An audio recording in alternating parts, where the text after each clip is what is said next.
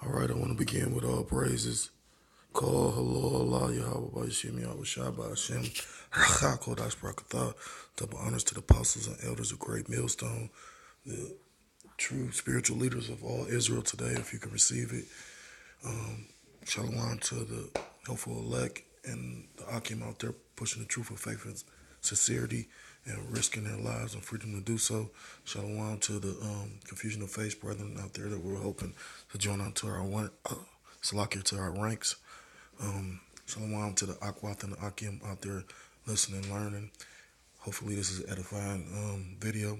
Once again, it's the fellow servant Yahweh Sop out of the GMS Cleveland Church coming at you with another lesson out of the this book I'm reading. I'm doing a series, the Kingdom of the Beast. Just going into like the imaginations of this devil Esau, and what he wants to make this future society. You know what I mean? These movies that you watch aren't so far fetched, you know. And especially when you really go into like a lot of these science fiction movies, they all have a major theme. You know what I mean? When you take the time to really digest, like when you watch Star Trek or you watch Star Wars, all of them was like a federation, a group of, you know, like Star Trek was a federation, a group of, you know, it was all the countries of Earth, and then you had different star systems and planets. They went so far fetched with it. But when you go into the history of the guy Gene Roddenberry that created it, you find out he was a Mason. Then, like I said, just look at Star Wars. The wickedness that dude George Lucas is into. You know what I mean? But when you, what's the word? Blinded by the world, you don't see these things. But when Most High opens your eyes to, you know, the way of the world, and Yahushua, you know, puts that breath of life in you, you can see these things more clearly. I want to start off with a scripture because, as Apostle Tahar has deemed this year, the year of the Charagma, and then you come to find out, and that's, I just want to say this: he is, the Apostle Tahar is.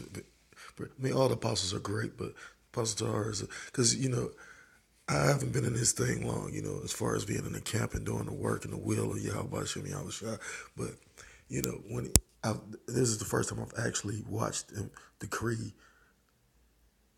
the year or name or give a decree to what this year was.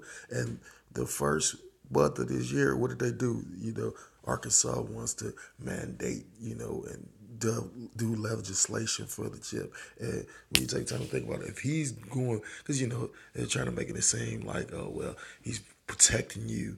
I forgot the senators behind it that want to write legislation where, it's supposed to, the way that they're wording it is going to be supposed to be for your benefit, So if you don't want to take the chip, it shouldn't affect this, and you should have a, say so where you don't, but that's all bullshit and smoke screens, because at the end of the day, I mean, look at this devil track record.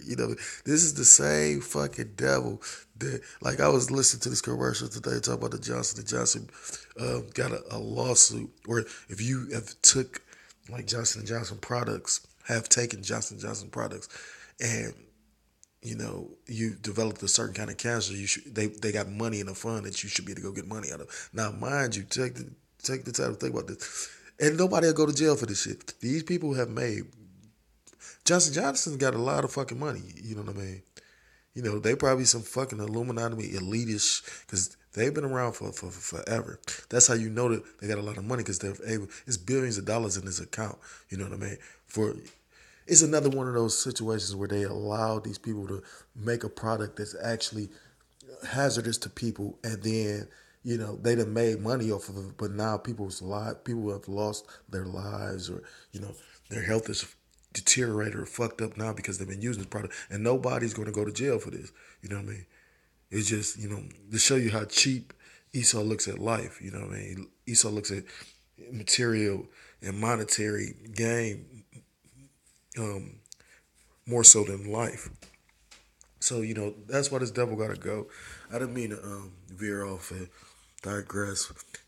Just mind a little bit everywhere. I've been trying to sleep, can't. So, I was trying to put off doing this lesson, but I was like, you know what? It's a reason why I'm up. So maybe the spirit will allow me to go to sleep after I do it. 'Cause I supposed to did it like yesterday, and I thought about trying to do it today. So anyway, I want to start off with this scripture. It's Revelations 13 and 16. We're going to keep on bringing the scripture out because it's like the Apostle to our team. This is the year of Charagma. And this is Revelations 13 and 16. And he calls of all, both small and great, rich and poor, free and bond, to receive a mark in their right hand or in their foreheads. Verse 17. And that no man might buy or sell, save he that had the mark or the name of the beast or the number of his name. So basically, he saw once his freaky cyborg civilization, and those that ain't with it, you know, will be. I mean, they're gonna catch persecution. I mean, we live in the glorious times. Shit, you see it, persecution now. You know what I mean? Even though it might have been set up, but even if it was set up by Esau or however, because I'm hearing now that the guy Nathan Phillips, I believe his name was Nathan Phillips, the guy, with the situation and with the Covenant kids and all that shit, and coming to find out that and they could look like just a little Nazi group. Trump, like I said, Trump just played all sides of the fence.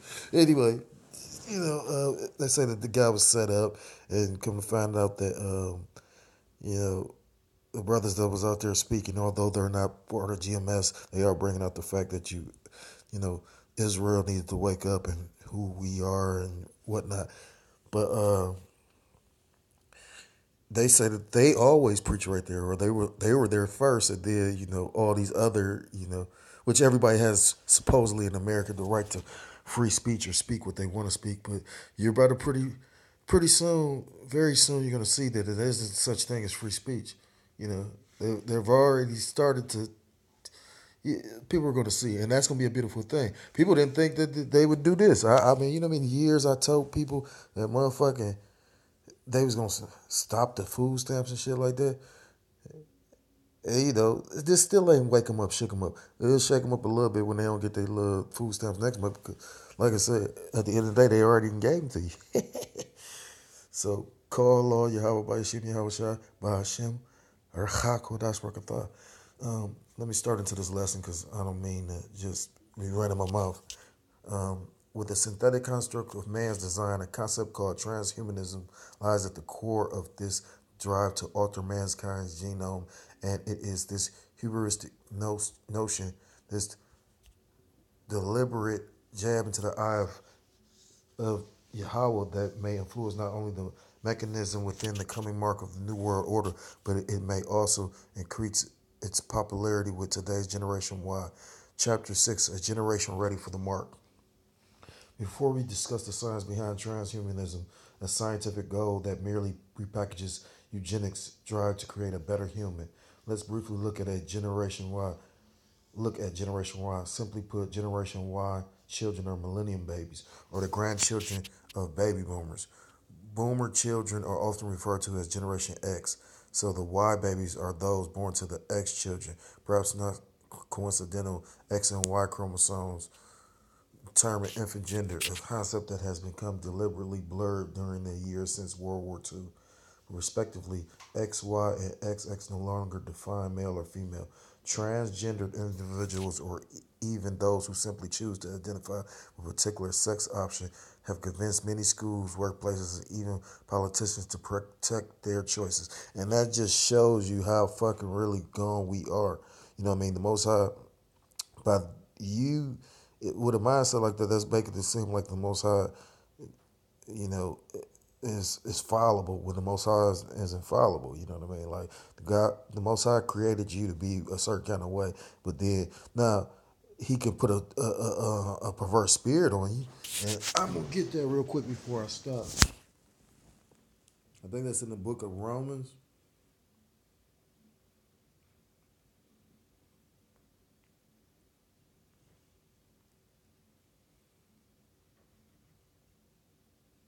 Bear with me.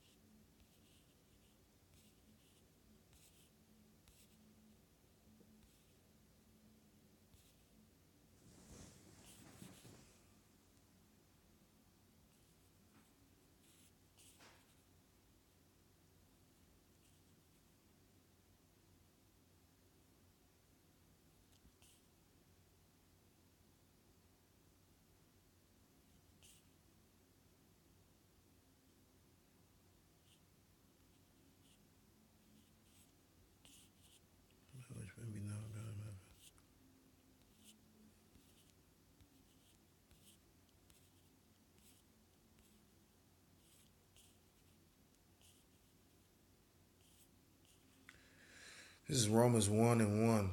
Salaki 1 and 21. Because that when they knew God or Yahweh, they glorified him not as Yahweh. Neither were they thankful, but became vain in their imaginations, and their foolish heart was darkened. Verse 22. Professing themselves to be wise, they became fools. Verse 23. And changed the glory of the uncorruptible power into an image made like to corruptible man, and to birds and four-footed beasts and creeping things. Verse 24, wherefore Yahweh also gave them up to uncleanliness through the lust of their own hearts, to dishonor their own bodies between themselves, who changed the truth of Yahweh into a lie, and worshipped and served the creature more than the Creator, who is blessed forever. For this cause Yahweh gave them up unto vile affections, for even their women did change the natural use into that which is against nature. I'm going to stop right there.